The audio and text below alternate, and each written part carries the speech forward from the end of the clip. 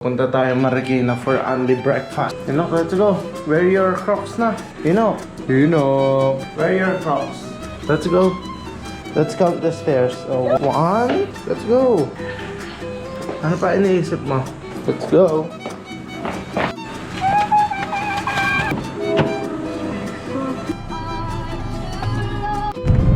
Nga pala, basta tayo subdivision,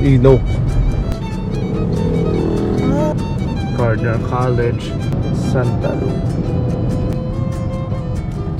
Ang tayong U-turn, tapos Marikina.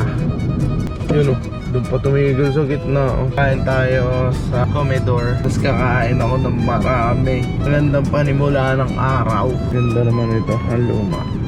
Ang ganda ang daan dito sa Marikina, no? Nasaan? Suko.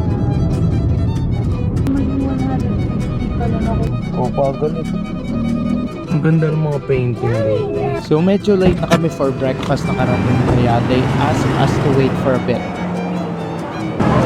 Wait ka muna. No. Ako po, ayaw maghintay. Hintay lang kami sa labas ni Inok. Ay, So here we waited around 15 to 20 minutes kasi sobrang dami ng tao. And pagkatapos maghintay, kain na na.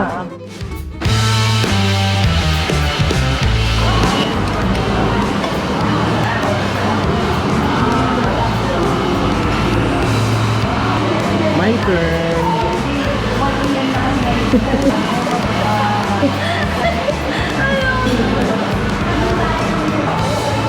Sarap uminom.